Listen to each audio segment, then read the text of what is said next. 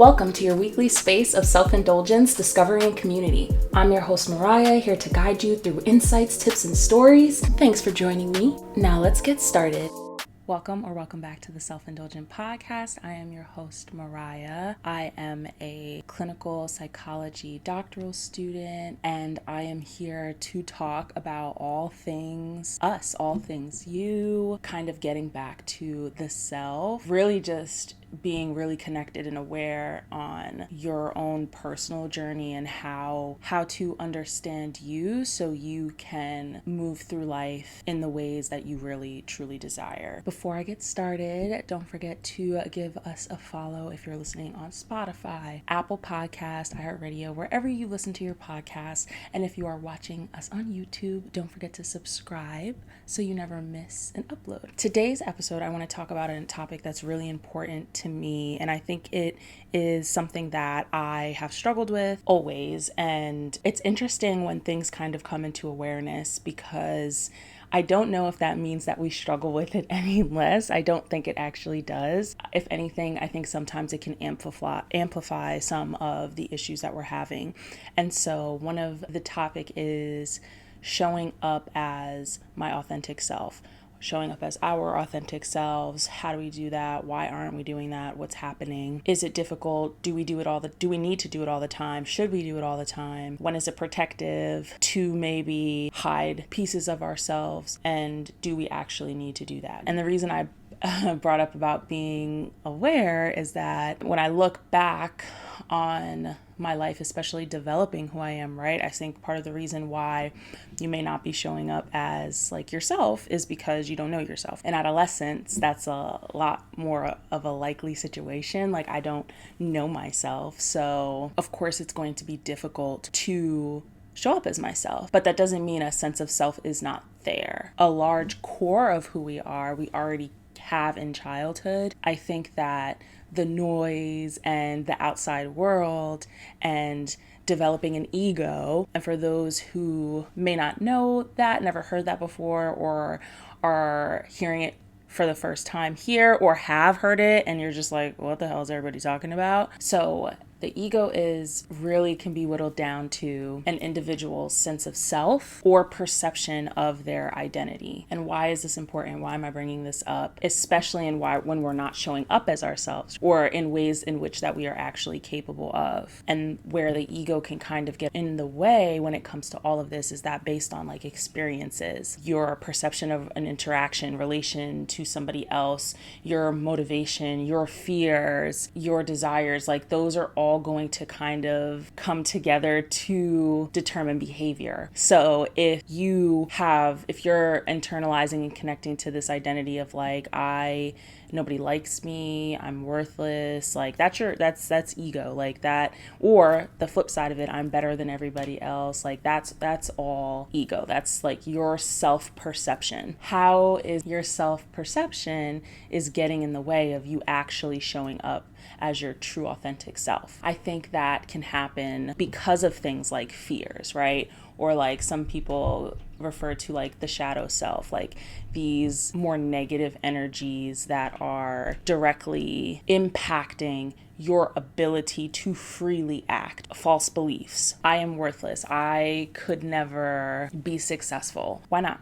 You're in your own way by expressing that. In expressing that and believing that and saying that, you're going to be more likely to not be successful. Like, you kind of created your own reality in a sense. And so because that's how you're perceiving yourself, you're not going to take any actions to be successful. This is what I mean by like our ego can kind of get in the way of what we can actually do, just because immediately how we're perceiving a situation or ourselves has huge impacts on how you actually move and behave in life, and what is going to motivate you versus what's not, and what is fearful to you and what's not. Another reason why I think for me, and a lot of these that I've come up with are in kind of like my experience in life and things that I kind of came to me when I tried to think of like, why am I not showing up as myself? I oftentimes think that I am, and then when I really sit down and think about the pent up energy and the things that I want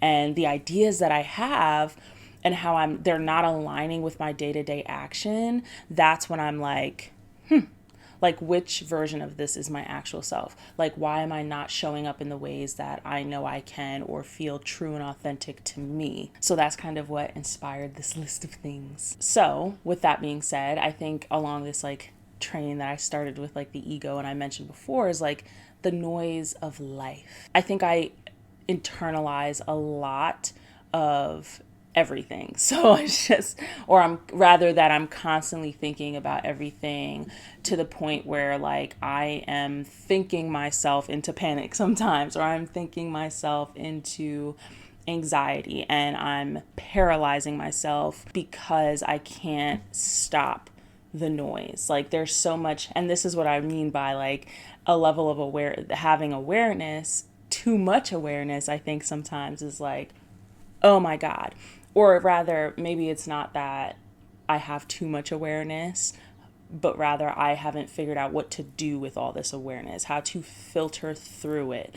Like the more self-aware you are, for me so far, it has been great. I mean, amazing in certain ways, and also exhausting.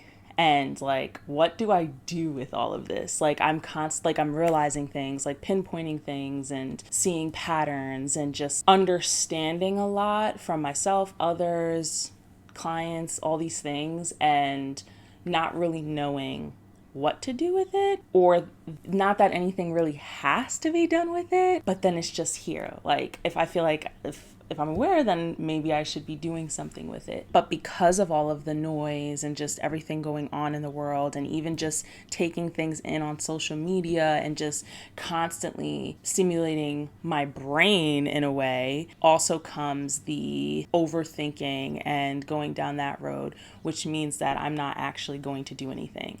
I think oftentimes I think myself stuck. I literally, and I've talked about this in previous episodes, but I do think myself stuck to the point where I'm no longer acting on anything. So it's one thing for me to have all these thoughts and realizations and awareness, but then what do I do with that? It's like being overloaded, I think, and what we call almost is like cognitive load, to the point where I'm not connected to myself enough to just take action, to know what the next step would be, to prioritize and slow down enough to say, let's focus on this, or let's do this. When you're allowing yourself to kind of just run buck wild with all the thoughts and all the things and not giving yourself time to breathe, how can you show up as yourself? You're so busy filtering through all of the influence,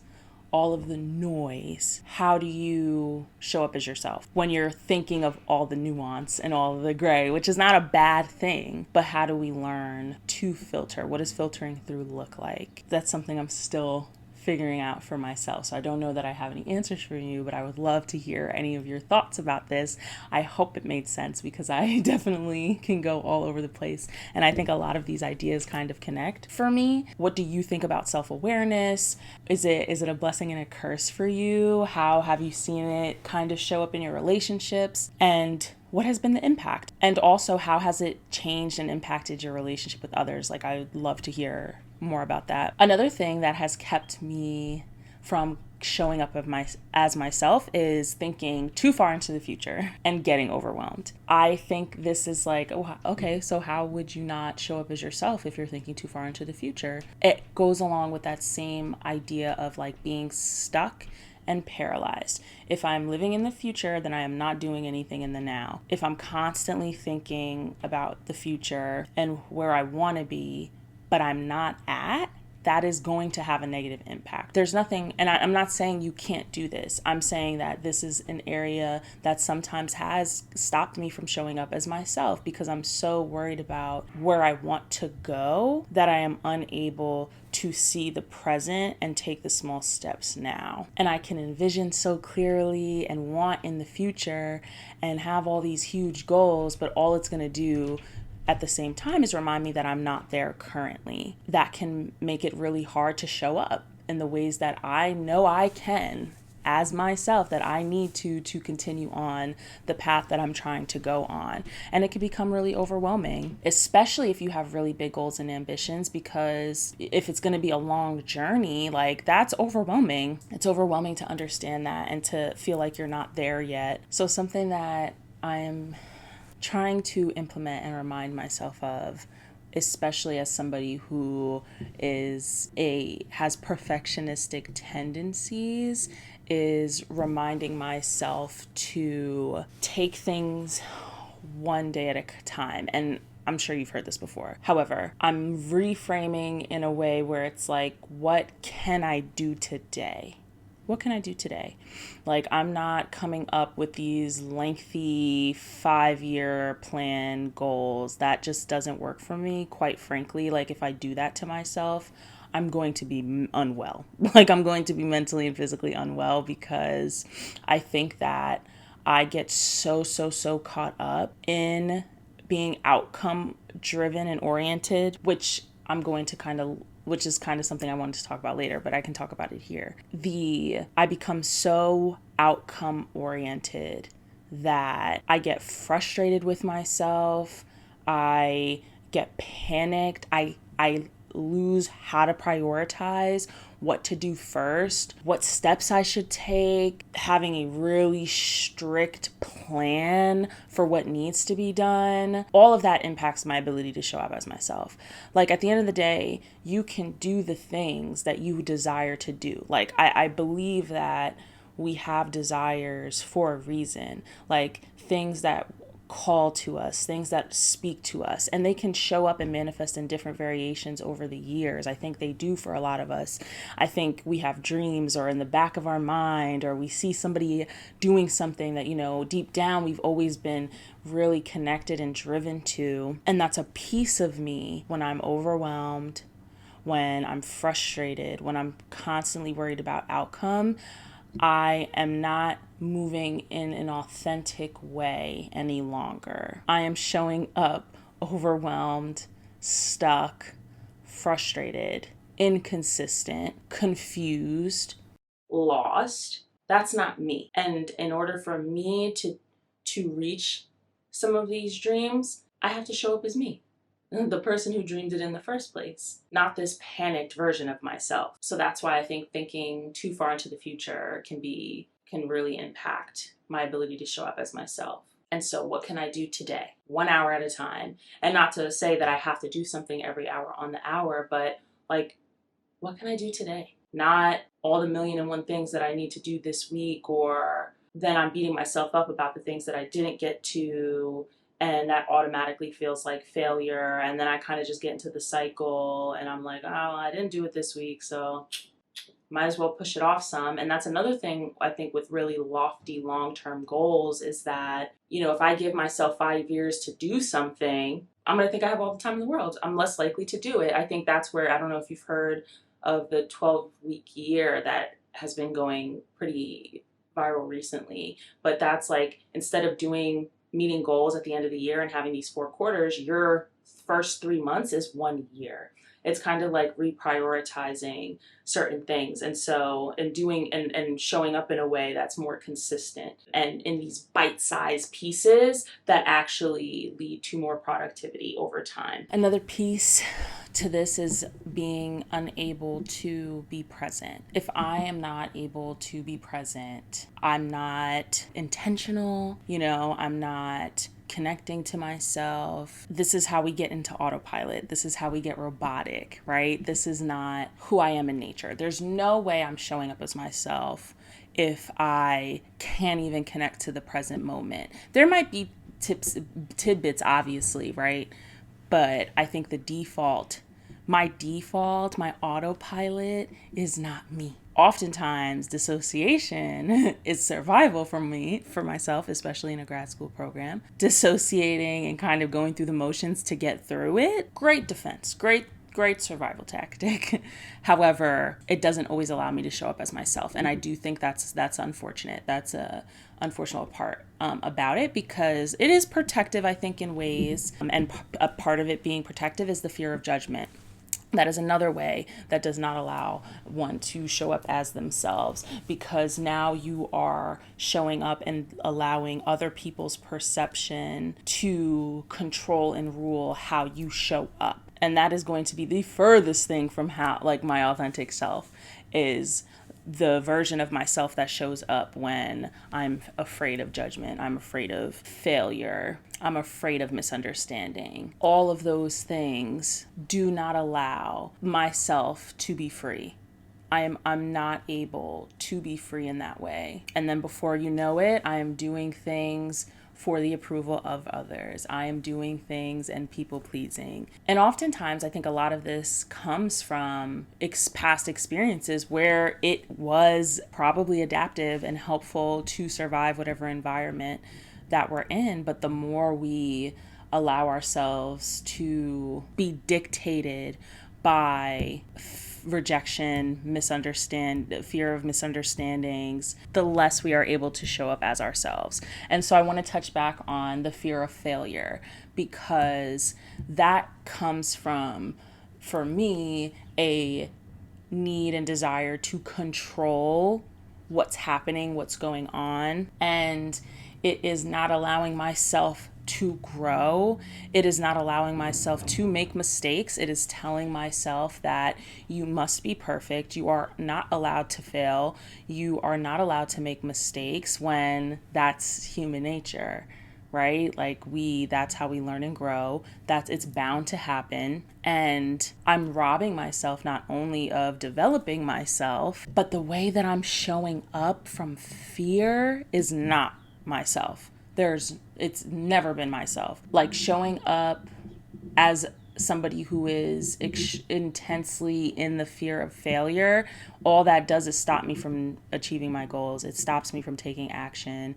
It stops me from being me, and rather having me showed up as a very controlled and limited version of myself. Why else you might not be showing up as yourself? You don't know yourself. Some reasons why you might be super disconnected from your sense of self is you are not giving yourself enough time to yourself. You're not allowing yourself to get to know yourself. How that self-awareness piece, right? Like, this is where self-awareness can be a real good positive thing, is where it's like you know yourself well enough to be able to tell when you're showing up as yourself and when you're not, and to be able to tell when you're hiding from fear of failure, or when you're scared of somebody else's judgment. That's all really great information to know. And it's really how you use that information that is going to determine if you show up as yourself. Because it is okay to have these fears. Like, it is okay to, not want to rock the boat, or you not like conflict. Like, those things are okay, as long as it's not getting to the point where we can no longer be ourselves. We no longer know ourselves. We are robotic. We are stuck. We are internalizing messages. Our mental health is declining. When life is so busy and we're just going through those motions, then we lose touch with, like, our values, our beliefs, what matters to us, because we're so zoned out and locked into the day-to-day struggles. Like, we are, and to make it through, like I said before, like that dissociation, the autopilot, like it's survival to be able to get through the stressful day-to-day, the busy day-to-day. Another way that I think that has stopped me from showing up as myself is the comparison to others.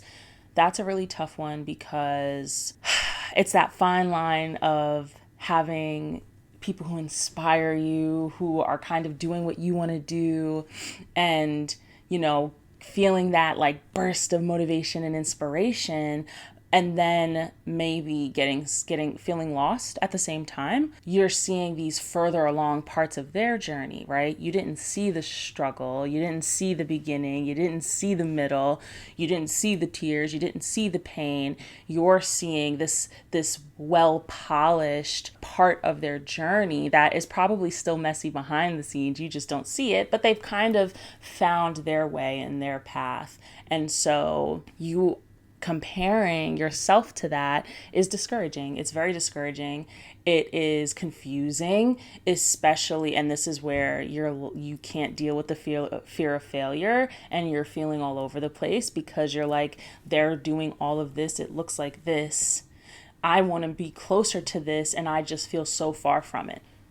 You haven't gone on your journey yet. Of course you're going to feel far from their polished fifth year into their journey, but we just don't see that. And I think then we get caught up in how we're supposed to do things, how we're supposed to get there.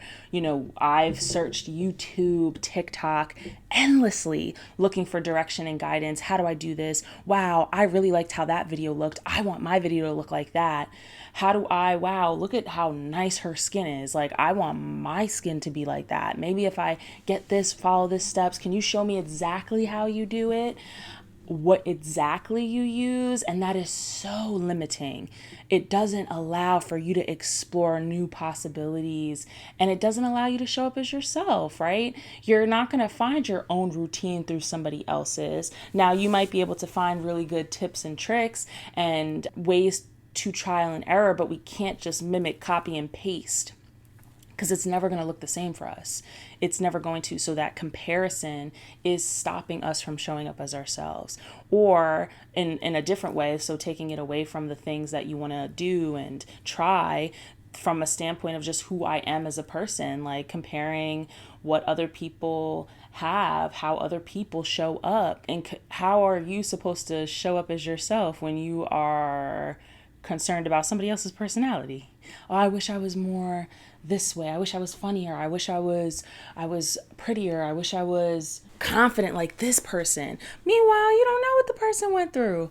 You have no idea what it looked like on harder days. Now you're kind of getting lost in the sauce. You're getting lost in the thought cycles. You're not allowing yourself to freely explore, try new things, and kind of see where you end up, which is super supportive in showing up as yourself and who you are and what you need. Another thing to consider and think about is any other limiting beliefs that you have that don't sit right, that don't align with who you are. I think sometimes we have like values and beliefs put on us by others, and that can really impact how we show up and if we're showing up as ourselves. Think about any of those beliefs that you may have now that are impacting your ability to show up. For me, I think a lot of my stuff right now is like my ability to do and to kind of go after what I feel passionate about. And an example of a limiting belief could be I'm not enough, right? I'm not enough to execute some of the things that I need to, like having that limiting belief, I'm not enough. And it may not always be conscious. I may not always be thinking it, but unconsciously, it's going to impact my behaviors, what I'm doing, how I'm showing up, the choices I make that are either going to self-fulfill that belief to just try to prove me right and self-sabotage, or combat it. And so I think working on some limiting beliefs and really understanding and identifying some of the ways that we think or the way we talk to ourselves that are actually just kind of impacting our ability to be free and our ability to allow ourselves to be authentic. Another thing that I think can get in the way of showing up as yourself is a lack of support. So what do I mean by a lack of support, and how does that stop us from showing up as ourselves?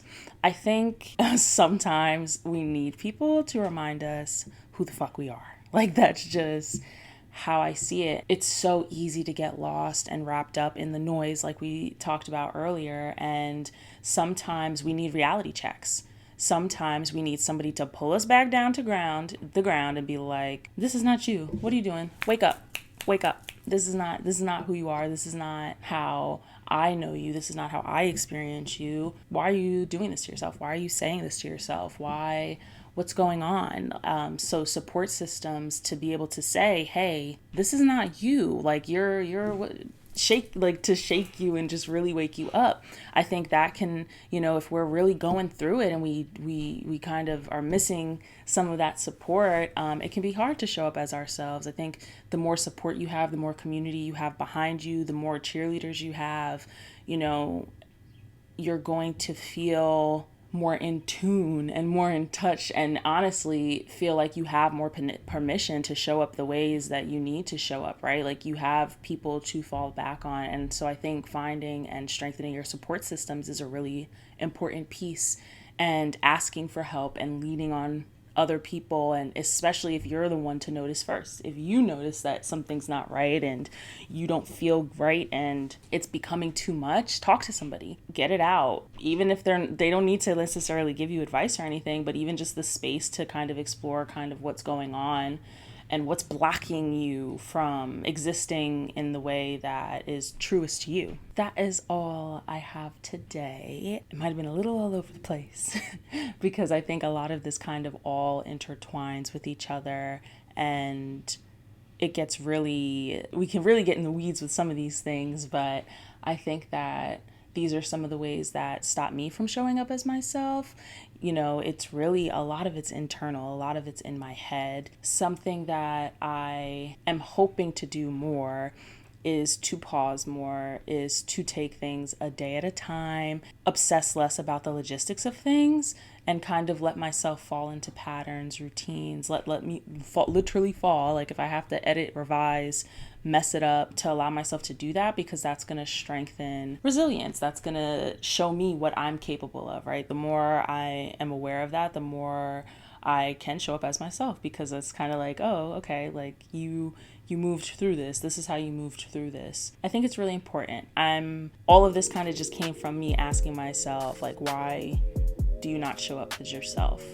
What are things that stop you from showing up as yourself? And when do you show up as yourself? And I show up as myself when I feel comfortable, when there are people around me who get it and allow for that exploration and lack of judgment. And then also I show up as myself when I'm not overthinking, like I'm kind of just letting myself dream and exist and be, and not worrying about getting everything right. And so your reflection question is, why are you not showing up as yourself? When are times that you haven't shown up as yourself? And what are some things that you've noticed you're more likely to be comfortable kind of showing up in the ways that feel the truest to you? And thank you guys so much for watching. Don't forget to like, comment, and subscribe. Follow us, download the episode. It helps more than you know. And have a blessed and intentional week.